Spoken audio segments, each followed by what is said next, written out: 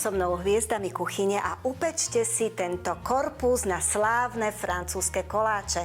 Je vytvorený z krehkého cesta a v tomto videu vás naučím presne ako na to. Tak poďte, roztancujte so mnou panvicu. Moje drahé, pri príprave krehkého cesta zabudnite na sypanie surovín od oka. Potrebujeme 5 dielov kvalitnej hladkej múky a 4 diely kvalitného masla. Ja používam slovenskú múku, hladkú špeciál 00 extra značky Mlyn Pohronský Ruskov. Múku preosejeme, aby sa prevzdušnila.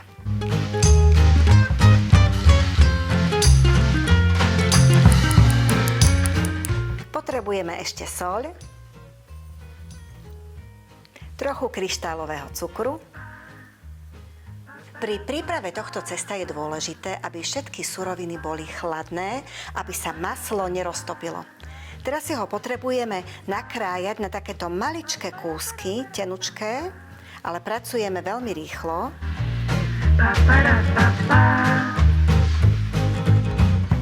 Teraz doslova priložíme ruky k dielu, ale pozor, len prsty, pretože tie sú najchladnejšie. A pri príprave tohto cesta máme jednu dôležitú misiu – nezohriať maslo. Pracujeme teda iba špičkami prstov. Pozrite sa, vytvárame takéto vločky tuku, obalené v múke. Pozrite sa, základom dobrého krehkého cesta je takáto mrvenička. Teraz zmeníme držanie našej ruky pri práci, vytvoríme si takúto lopatku a touto chladnejšou časťou budeme zapracovávať do cesta vodu. Ľadovú vodu pridávame po lyžiciach.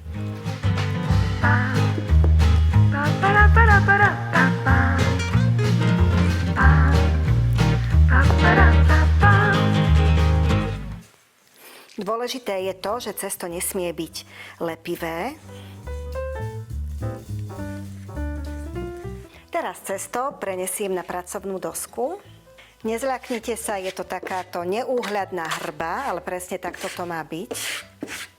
A teraz použijem jednu fintu, ktorú ma naučila známa americká šéfkuchárka Julie Child, ktorá svoje recepty publikovala v 60. rokoch.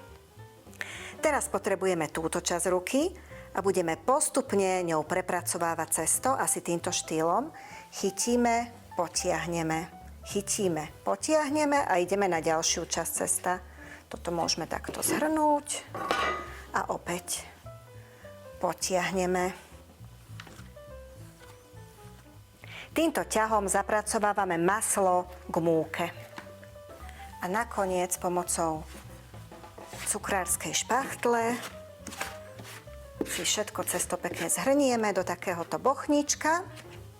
Takto pripravené cesto zabalíme do potravinárskej fólie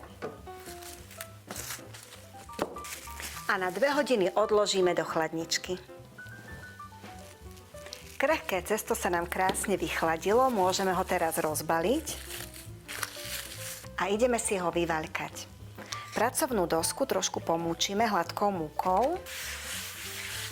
Položíme cesto, môžeme ho tiež ešte trochu pomúčiť. A teraz ho rozvaľkáme do tvaru tejto kruhovej formy.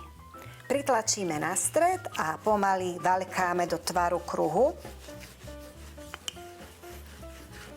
Cesto musí byť vyvaľkané rovnomerne, ale pozrite sa, ja mám podložku, kde sú tieto kruhy naznačené, takže mi to pôjde veľmi dobre. S vychladeným cestom sa veľmi dobre pracuje. Potrebujeme ho rozvaľkať na kruh väčší, asi o 5 cm, ako je forma, takže si ju priložíme.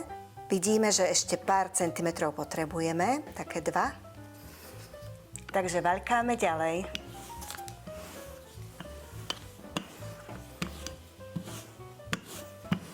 Dôležité je, aby bolo cesto všade rovnako hrubé a po vyvaľkaní by malo mať hrúbku asi 3 mm. Takúto odnímateľnú formu na tart teraz natriem maslom, aby sa na ňu cesto neprilepilo.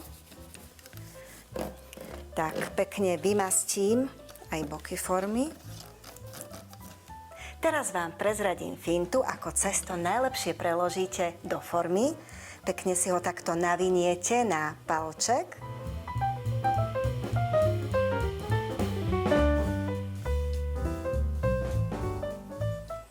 A jednoducho preložíte.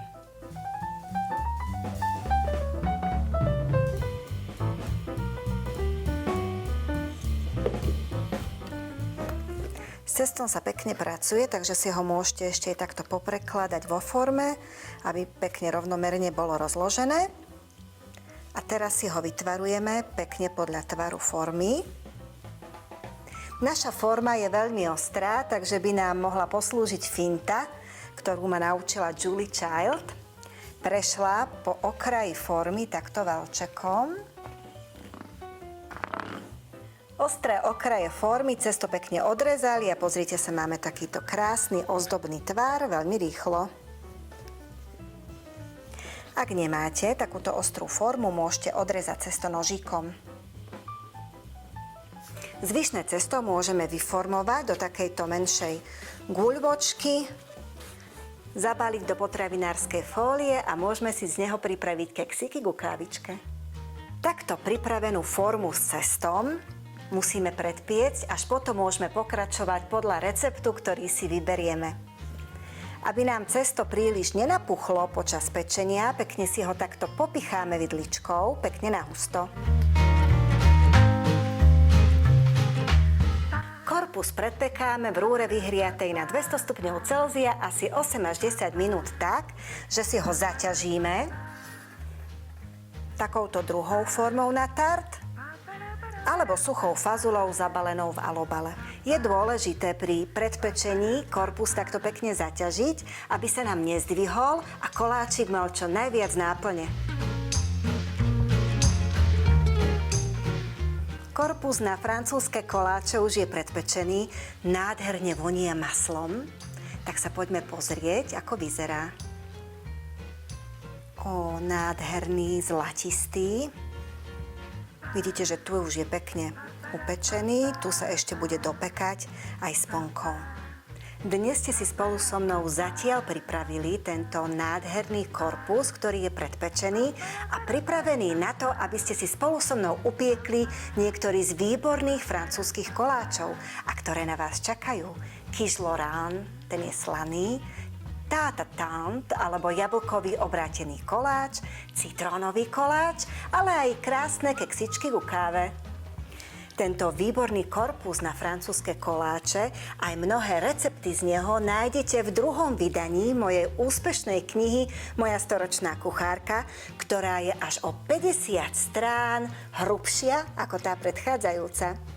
Nezabudnite, každý štvrtok o 18:00 som tu pre vás vždy s novým videoreceptom, aby ste sa naučili ďalšie skvelé dezerty a recepty.